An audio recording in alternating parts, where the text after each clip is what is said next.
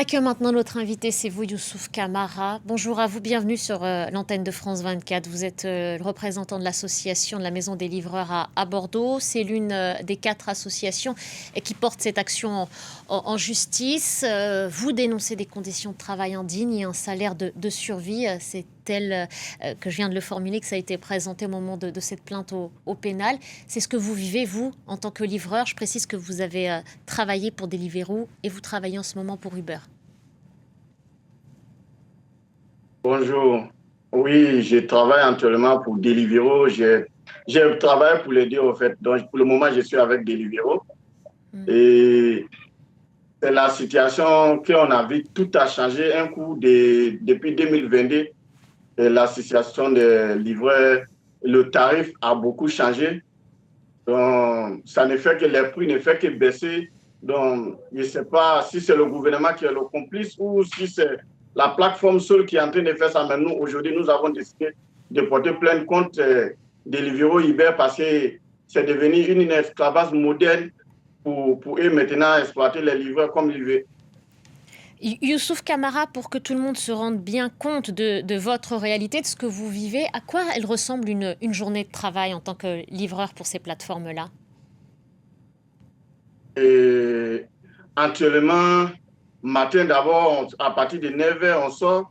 Si on sort à 9h, on se connecte sur la plateforme Deliveroo ou Uber, et on s'en va où se trouvent les restaurants. On reste connecté. En tant qu'on est connecté, on ne peut pas faire d'autres, on est obligé d'attendre les commandes. Les commandes qui tombent maintenant, et avant les 10 kilomètres qu'ils étaient payés à 10 euros, ce n'est plus ça maintenant.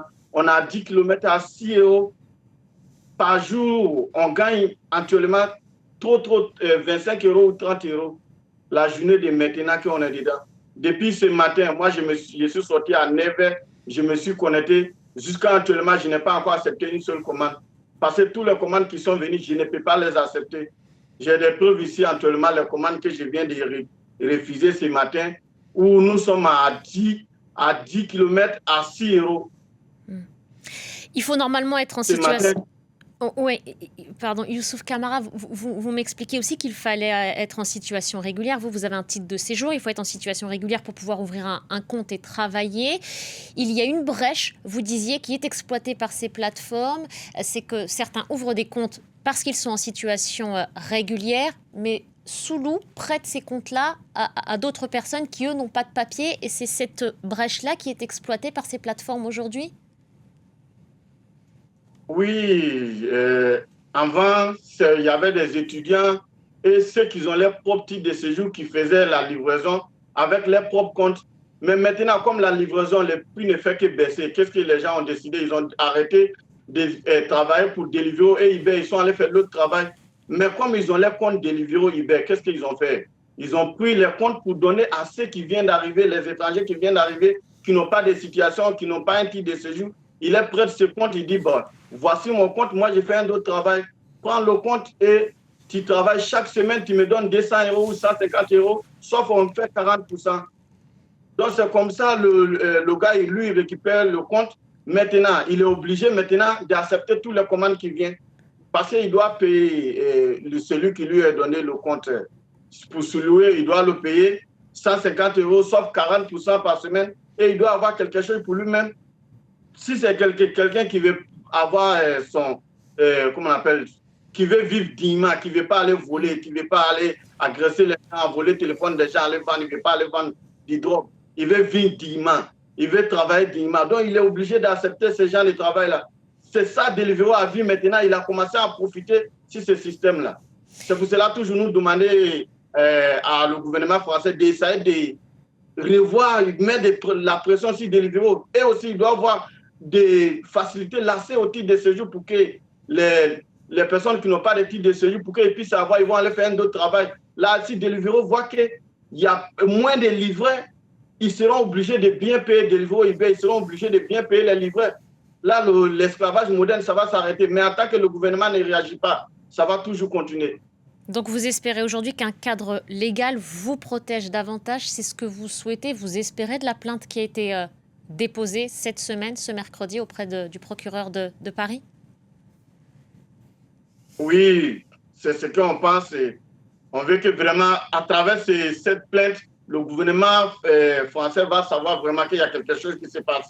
Parce qu'ils savent, le gouvernement français le savent, mais il faut qu'on les rappelle au fait pour faire savoir le monde entier, voilà ce que nous sommes en train de vivre.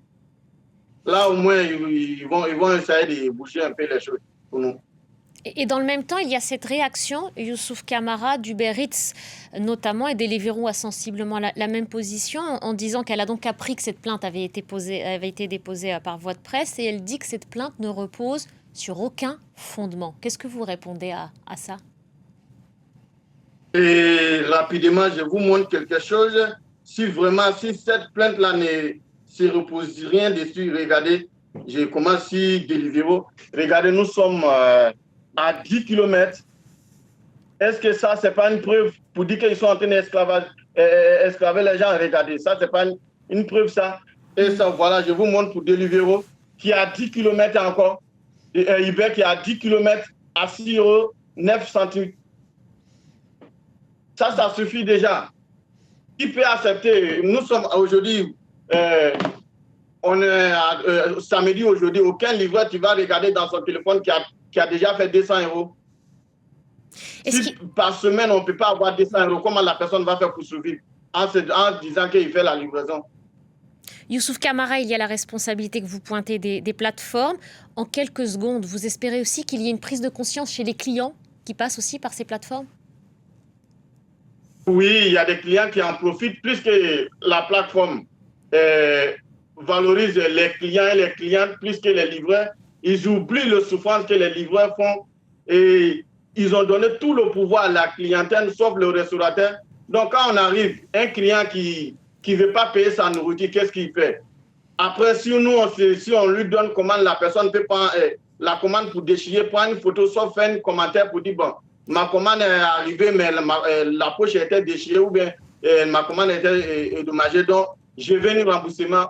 Donc, qu'est-ce que la plateforme fait? On bloque le compte de la personne et puis il fait un remboursement pour la personne. Merci. C'est ce que beaucoup de clients prennent pour en profiter, manger sans payer. Merci beaucoup, Youssouf Kamara. Merci d'avoir pris le temps de témoigner sur France 24. Je rappelle que vous êtes le représentant de l'association de la Maison des livreurs à Bordeaux. Merci beaucoup. Et c'est avec ce témoignage président de l'association